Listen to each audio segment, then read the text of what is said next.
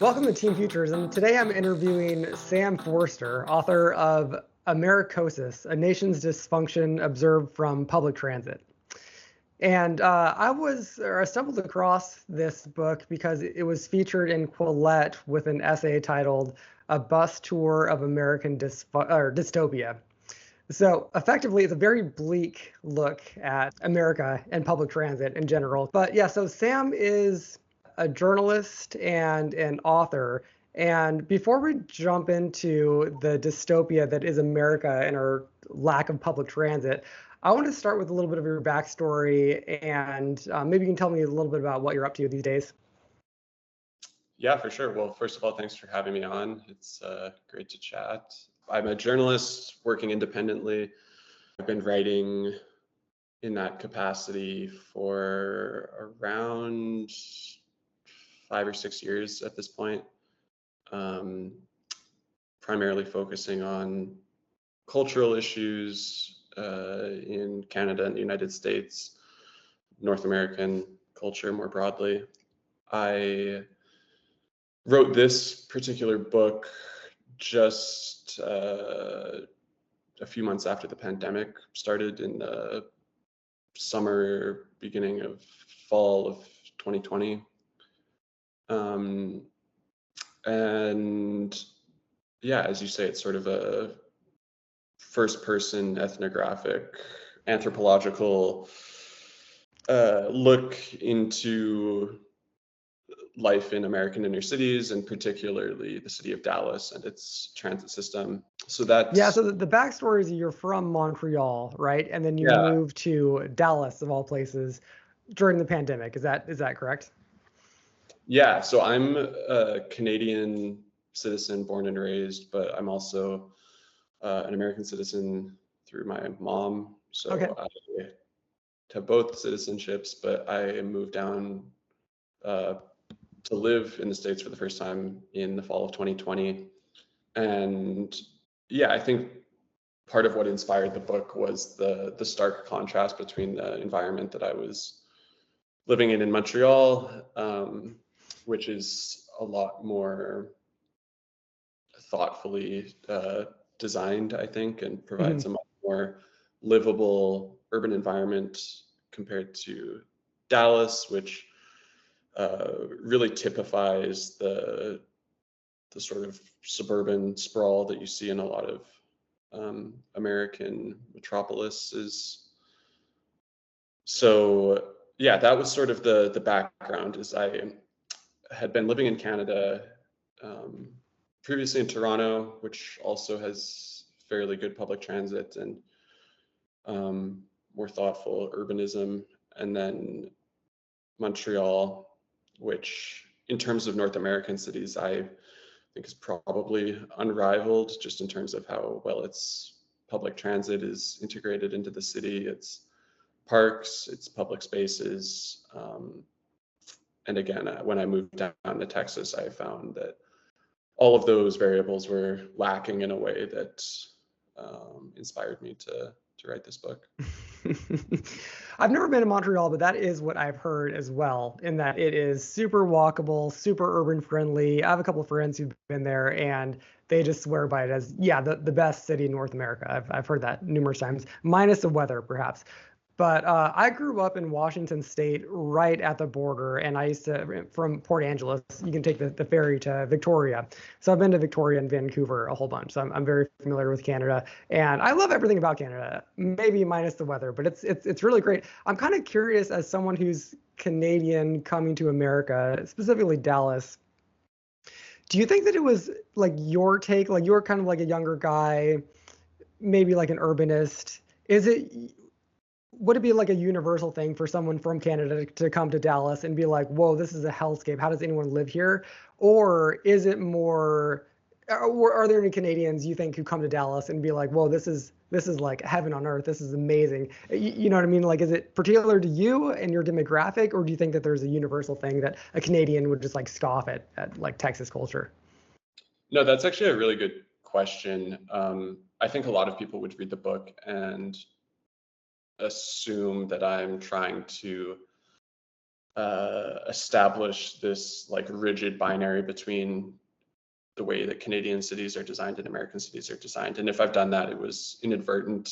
I actually was born and grew up in Edmonton, in Alberta, which is very similar to Dallas, just in terms of its lack of public transit and its walkability, things like that. And I think a lot of people who move to Texas from basically any city that isn't Toronto or Montreal or maybe Vancouver would find that the features of the city, the texture of life, are really not that different.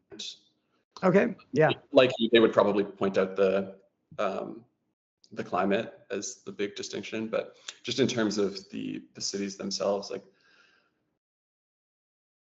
Dallas is very much a North American city, and I think it's worse than the average North American city to the extent that it's completely dependent on people all having their own cars and having this really, really vast area that it's spread out across.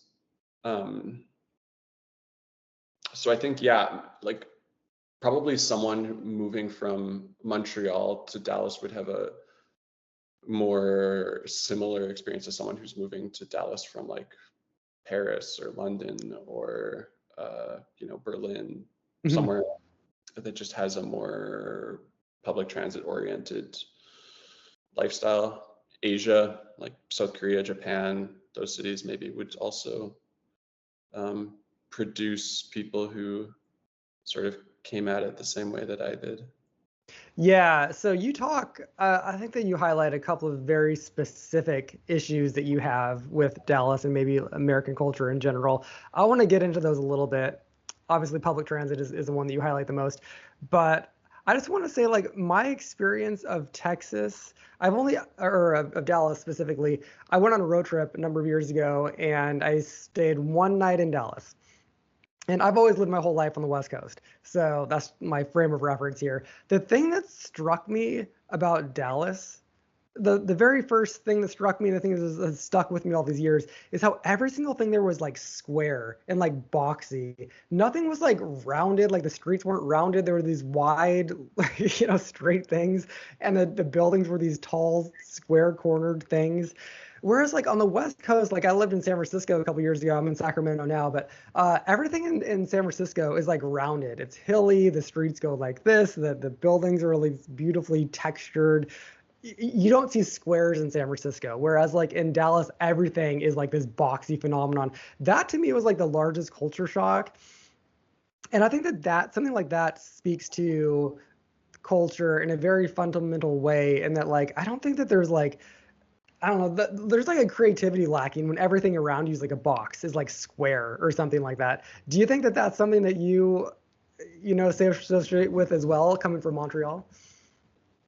Yeah, I mean, I talk about this a little bit in one of the chapters, and it's difficult to make any sort of authoritative claim about one city being better than another on aesthetic grounds, but there is something to what you're saying where it's almost as if the flatness of the terrain has bled into the architectural trends.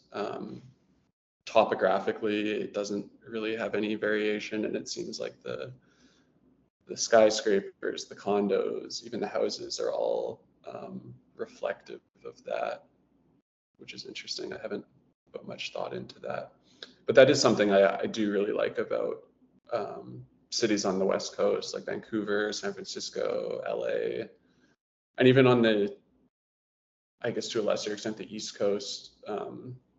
You have change in altitude, and it sort of feels three-dimensional in a way that's comforting. Montreal has that. We have the eponymous Mount Royal that serves as a North Star in the city. You can always orient yourself. But yeah, in Texas, it does often feel like you're in one of those really like primitive early 90s video games where Yeah. there's no like there's no depth or character, flavor. So yeah, and again, that's like, it's very difficult to indict people on aesthetic grounds with any sort of authority, but that is definitely something that I found made the city less enjoyable, and I think that's a position that a lot of people have if they've been sufficiently exposed to different sorts of cities. I mean, it is kind of interesting because different types of people are drawn to different aesthetics. And it's there. I've written about this a little bit, but it's kind of like no wonder that San Francisco draws a bunch of weirdos because it's a weird place, and I think that weirdness attracts, weirdos. And there are only in America, there are only a couple of hubs of like where like radical culture shifts have come from. It's New York City and Chicago and New Orleans and San Francisco, there and LA, and like those are all like very weird, funky places. So it kind of makes sense. And this is like maybe even my biggest problem with a lot of cities that like totally didn't do anything creative with their design. They just like, oh, let's just have boxes. Let's have straight grid streets. It's like you're setting yourself up to be a boring culture at some level. You're setting yourself up to not draw radical weirdos. And that's fine, I guess. But I mean, like, having radical weirdos is like the lifeblood of making life interesting at some level or something like this. So I don't know. Like, I'm curious if you have any specific thoughts on like the phenomenon of new cities that are allegedly going to be popping up in various places. Like, there's this new city that they're going to try to build in California between SF and Sacramento, or there's that I think it's called like Telos or something like this. Guy wants to build a new city in the desert, or I know Egypt right now is building a new capital. Already looks like a failed situation in many respects in terms of like a cultural draw. But like, what would you optimize for if you were starting from scratch? You were one of these billionaires making your new city. What would you optimize for? That's a good question. I don't know. I guess one thing that I would be weary of doing too zealously is departing from styles of the past in order to conserve some sort of like futuristic purity of design. And I don't know, like based on the title of the podcast, I don't know if that contravenes the mindset that you would have. But when I look at projects like the one that they're building in Saudi Arabia, the line. Oh yeah, the line, yeah. Something like that, on paper, it seems very progressive and appealing and livable, just in terms of the proximity to all of these amenities and the density. But when I look at the artistic renderings that have been released, it doesn't necessarily seem like the sort of place that I would want to live. And I think that it's because, like, on some level, when you get to that level of like techno futurism in design, it almost feels like the more I don't know, like the more traditional features of cities that are comfortable and that induce nostalgia are lost. I like when I walk around Montreal and I can see, buildings that were erected 200 years ago. I like looking at the stone and looking at all of the little cracks and chips in them, and seeing where the trees have had to, bend themselves around buildings. And it sort of instills in you this sense of like permanence and continuity between generations that I feel like is kind of lost when you lean too hard into the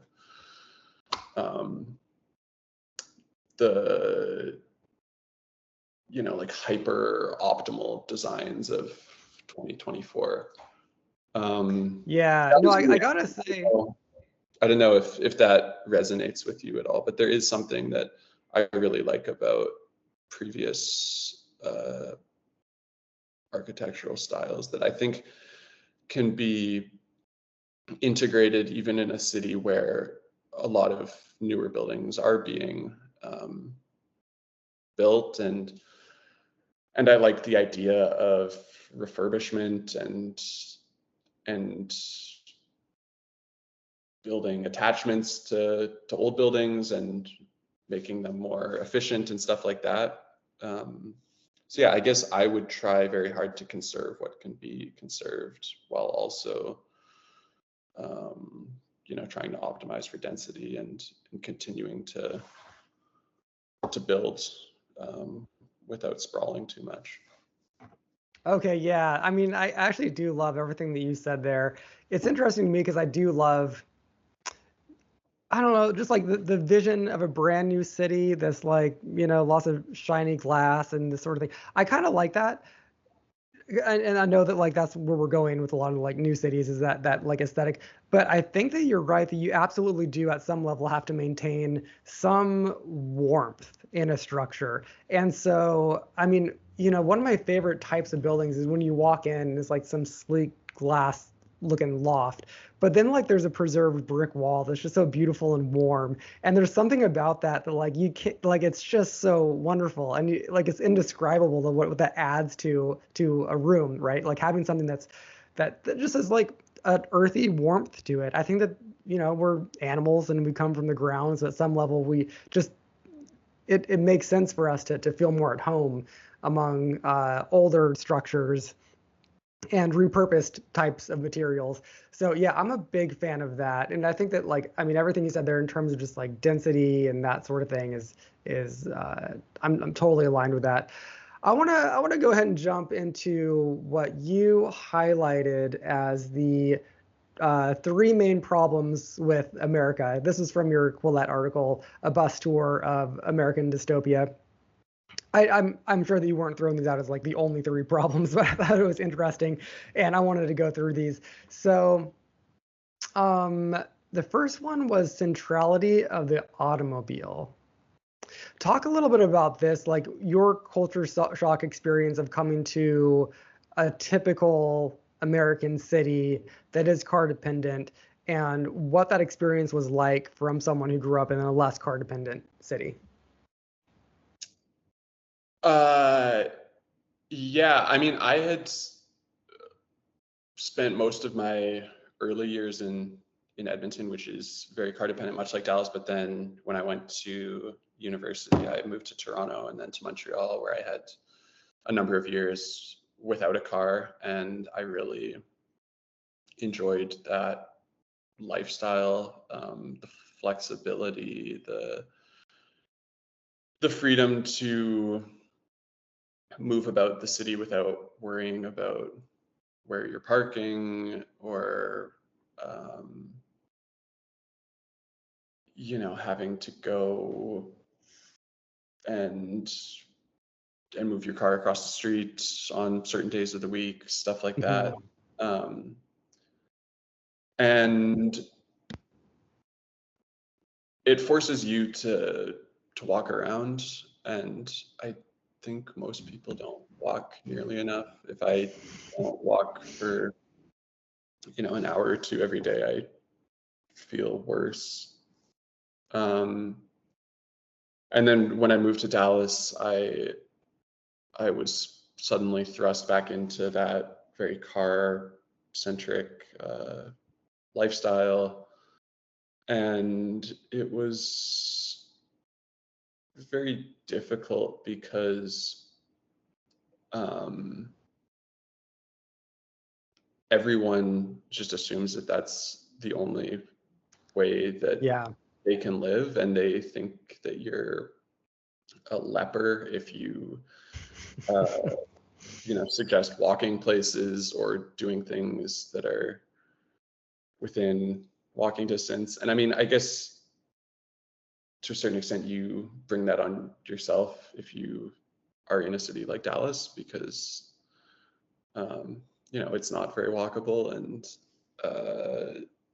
a lot of people can't walk that far, which sort of gets into the second Everyone problem. is overweight, I think was your second like glaring issue with America, right? Yeah, and again, this is one of those things where like it's really not that different in Canada, but in a city like Montreal, like you definitely notice walking around that it's rare to see someone who's so large that walking around would be an issue for them. This was a culture shock for me too when I moved from San Francisco to Sacramento. Very, very mild. Everyone in Sacramento is pretty in decent shape too, but there's like no overweight people in San Francisco. Very few for like an American city, and yeah, and it's just because it's a walkable town with like a less car dependence. These things are very interrelated as you're getting to. Yeah, and it's definitely regional in both countries. Outside of Toronto and Montreal, it's definitely a bigger problem. In the States, in the South, it's pretty bad. Whereas Mhm. I would go to Colorado a lot growing up. So we'd go through Boulder and places like that where it's also not that common, a lot like Montreal, which I guess, yeah, just sort of speaks to the things that people are doing and the culture that exists with respect to personal health and stuff like that. But it's pretty shocking. And this was at a time when the pandemic was really at its peak. So on Yeah. the one hand, you're being bombarded with all of this messaging from public health authorities about how concerned they are that people get vaccinated and take measures to avoid coronavirus infection.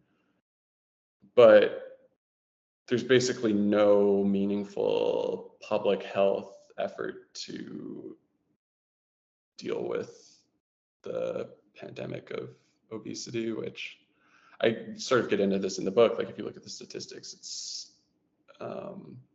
something that was very highly correlated. The people who were dying Yeah, of like Joe COVID. Rogan and Bill Maher would talk about that a lot, but like mainstream media very rarely mentioned any sort of like correlation. But yeah, you're right. And there was just this like, I guess,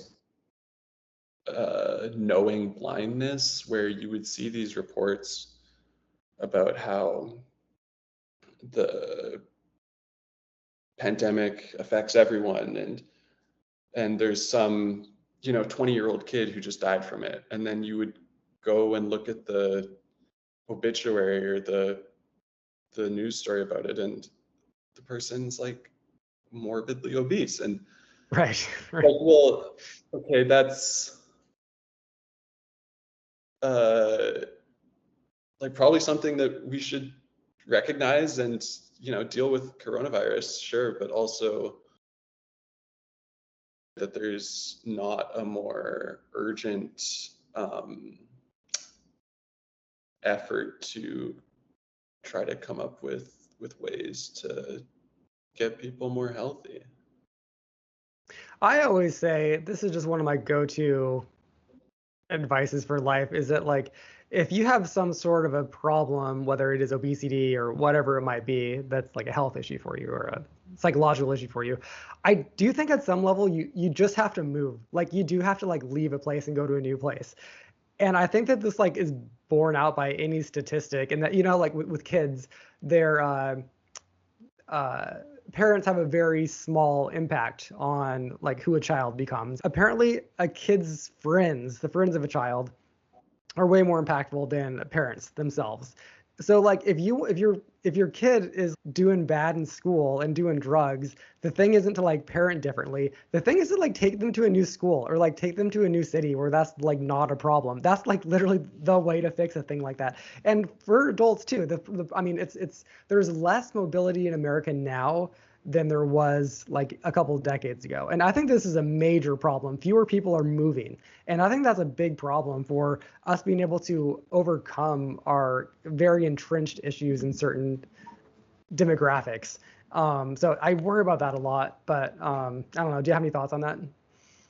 Yeah, I think that's so true. The last few pages of the book talks about how when you're repeatedly exposed to something, it feels normal. And I think, Yeah. as you say, because there is this lack of mobility or lack of familiarity with other parts of the country and certainly other countries entirely, things that are patently obvious, things that are very clearly unhealthy and destructive and degenerative, that degrade people's quality of life, are just assumed to be inevitabilities, and nothing changes. Yeah. And it's very sad to see when you have a little bit of perspective. So speaking of perspective, I love this element of your writing that you apparently wrote around on what little public transit existed in Dallas. And I'm not sure if you did this by choice or just out of necessity without having a car. But so you rode around the bus system in Dallas, right? Was it just the bus system or did they have any other public transit? And tell me a little bit about that. Yeah, so DART has a bus network, um, and it also has a very, very long LRT system. I have the exact statistics somewhere in the book, but I think it's like the second or third longest light rail network in the country. Los Angeles Really? Okay. Yeah, that doesn't include metro systems. So like New York subway, DC Right. subway, those would be a separate category. But basically all of DART's train lines are overground, which makes it an LRT, or it is an LRT in addition to being overground. I am not great at the distinctions between these. It's a very long train line, but I guess because the necessarily suburbs spread out forever, right? Is that part of it? yeah, like if people don't have a good understanding of Dallas, like if they've never been to Dallas, it's worth going on like Google Maps and looking at the DFW Metroplex and looking at the little scale in the bottom part of Google Maps and seeing like this is basically like 100 miles by 100 miles of just like a huge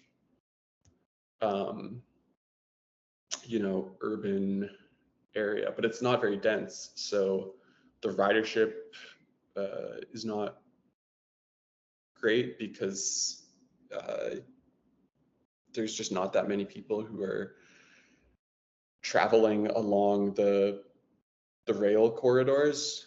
And if you are relying purely on the public transit offered by DART, you will often need to get off at one of the train stations and then transfer to a bus. And you said that you felt like it was a big class divide, right? between the people who have cars are all like more of an upper middle class vibe versus people on public transit. It was all out of necessity, not a lifestyle thing. Yeah, I believe that you wrote, and so these were people who were like totally in a separate class from people who are like the car folks.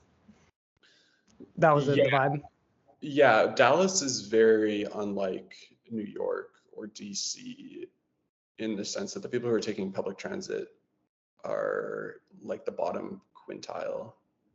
You don't have like uh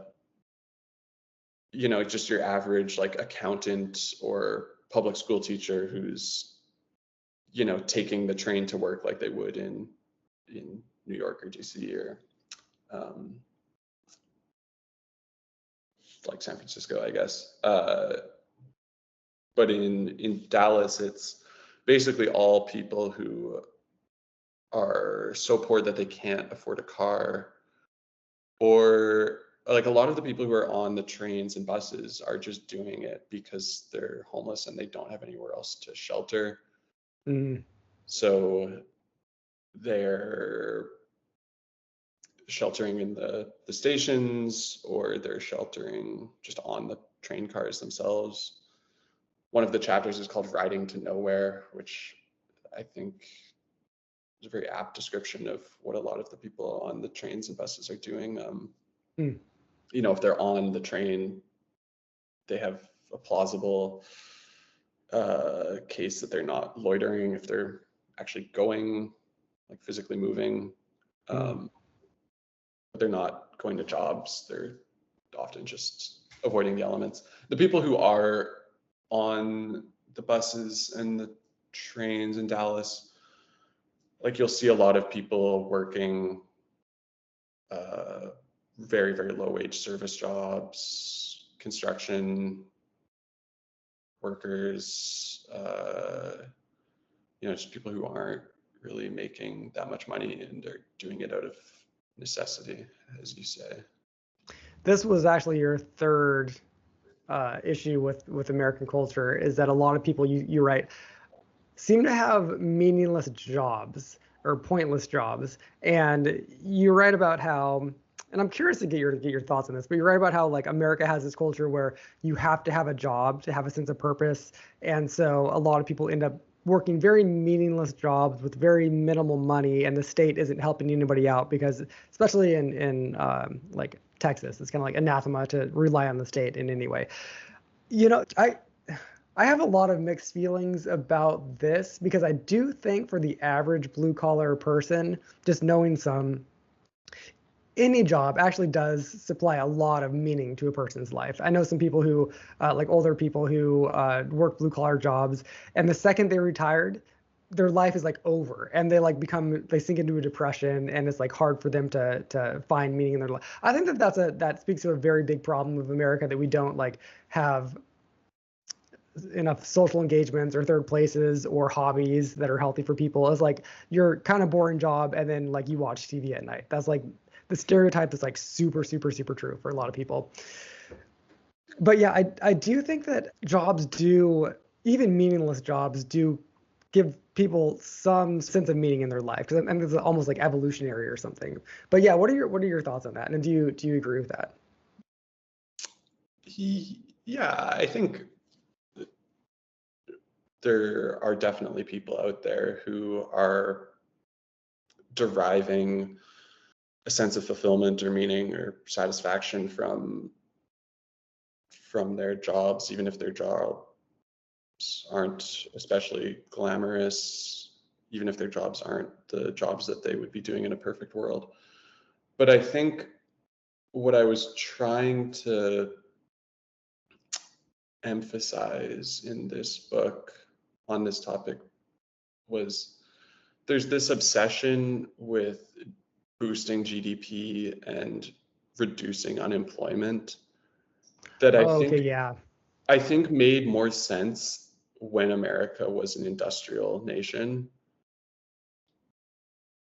I think it makes less sense as America becomes increasingly post-industrial and jobs that actually generate pro-social economic benefits become more and more demanding.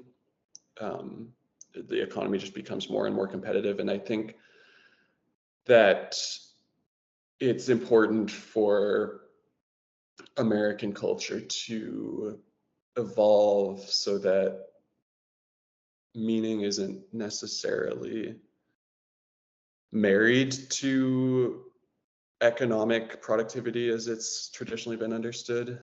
And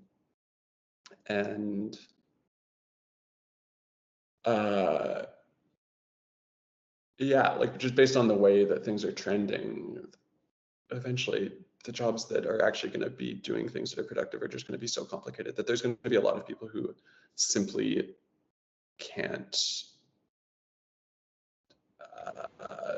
fend for themselves. And I don't think the healthy approach is to just abandon them or relegate them to some second tier of citizenship. I think it's important that we come up with ways to establish some sort of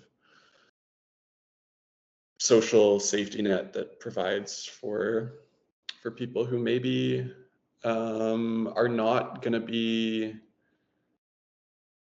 coding or building these futuristic cities that we just discussed.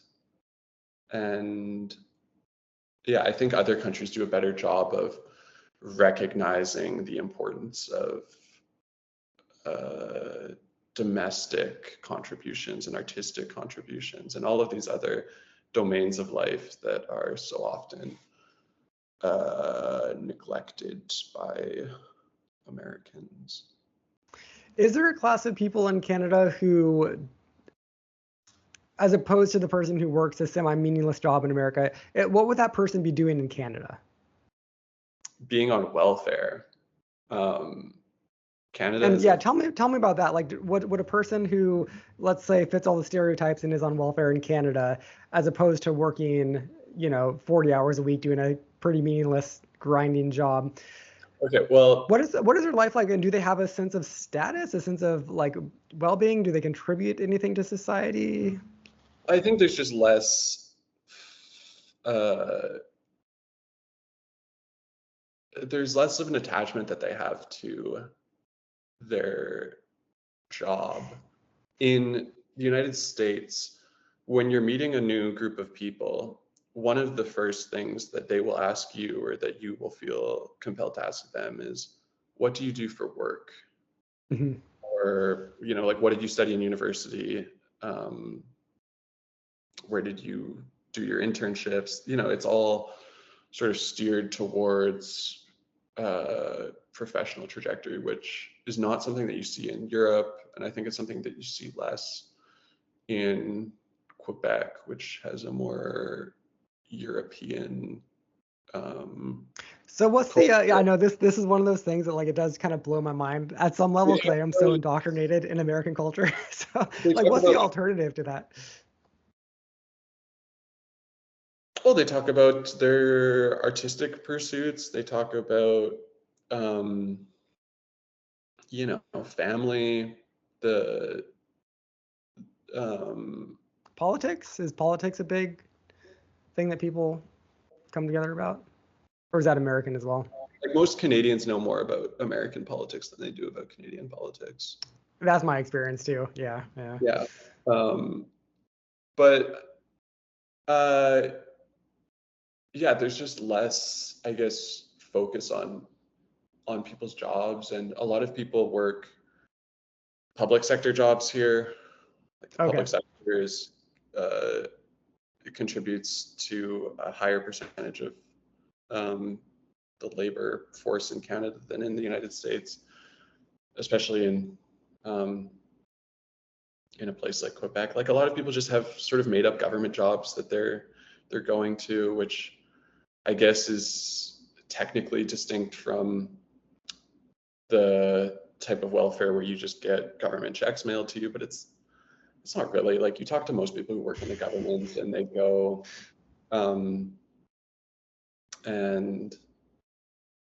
uh, they'll send a few emails and then they'll just sort of go about their day, like a few hours of work here and there, which I guess is like, since the pandemic, that's what a lot of people do, is just like these fake email jobs. And there's this big cultural charade, like everyone needs to have 40 hours of work that they're doing. And other places don't really have that. They don't suffer from that. I mean, I will say that even in America, and I read this pre-pandemic, the average office worker does like 3 hours of work a day. And I'm so not shocked by that. And I wish we would just admit that and just all of us just go to work for 3 or 4 hours a day rather than like pretending like we're working 8 hours a day, because no one is, you know. Speaking for like the email classes and stuff like that, you know? Yeah. So either make it a shorter work week or shrink the labor force and just pay the people who do have real jobs more, and then create some sort of more generous social safety net for the people who don't do these like productive STEM and infrastructure jobs that need to happen so that the world keeps spinning on its axis. Like, again, the pandemic, I think, really exposed who needs to be doing stuff. A lot of people, like, if you could take 6 months away from your job and not prompt any sort of catastrophic events, then maybe your job shouldn't be a thing. So a lot of futurists will say that we will lose basically all jobs to AI. And I mean, there's a guy right now who, someplace in Massachusetts, he's starting a company that is the Star Trek replicator. And this is something that futurists have been talking about forever, that eventually we'll get to the point with being able to manipulate atoms that you can just like put a handful of dirt into a machine and it's going to spit out a gold watch or a sandwich or a car. I mean, anything. Hypothetically, we'll be able to manipulate molecules to that level. And people are working on that. The second we have that, most jobs do become absolutely just meaningless, layered on top of what AI is gonna bring to us. It sounds like to me you're kind of saying that a country like Canada or Europe, they're already prepared for that future, whereas in America, it might just be a soul-crushing moment where all of us find out that our jobs are meaningless and are going away. Do you think that Canada would fare okay in that world? Yeah, I mean, I guess this gets into a bigger question about policies that are conducive to having a competitive economy, because I certainly think Canadian and European economies are not without their flaws and shortcomings. And I don't think it's an accident that basically all of the most impressive cultural and technological innovations come out of America. There is something to be said for this very dynamic ecosystem of capitalism that has been the focus of the world for the past 150 years. But yeah, I think there's a way to balance, to not be tempted by the excesses on either side, and to strike a more sustainable and charitable, generous, I don't know what word to use, system that doesn't see all of the fruits of that innovation accrue to the top 1% or 1% of 1% or 1% of 1% of 1%, or however, diminishingly small that upper echelon is going to become as you start to see all of these technologies and advances converge. And yeah, I don't know. When I was reading your Quillette article, I had to get into the comments because I had a Quillette article published about a week or two ago, and the level of animosity towards my article was like kind of depressing. Everyone just like hated it so much, and I was like, "Whoa, really, guys? I mean, come on, it wasn't What that was bad." But I missed it. What was the thesis? oh, it was metamodernism and how it applies to the culture wars. A lot of people talk about metamodernism, kind of the movement that comes after postmodernism, as how it applies to the arts. And I was saying like, hey, this whole analysis also applies to the culture wars. And I thought that it's kind of interesting. Like, the people in the comments just didn't get, I think, what metamodernism is. It's kind of a new concept that isn't like out there too much, but anyway, yeah, there was a lot of confusion and a lot of like disgruntlement in the comments. So, Well, uh, it's your own fault to for reading the comments. exactly. Well, First speaking of rule, which, the first rule of internet commentary is to put what you have to say out there and then act like you didn't. well, all this to say, one, I actually enjoy reading the comments. I'm used to the hate, but I was going to give you the opportunity to respond to one of your haters. I found this comment. Thanks, Quillette, for another content-rich analysis from an unhappy immigrant sharing their enlightened views on why America sucks. And yet they keep coming, generously offering advice and counsel on how we can make America like, well, the shitty places they chose to leave. So what are your thoughts on that as an immigrant coming to America saying why America sucks?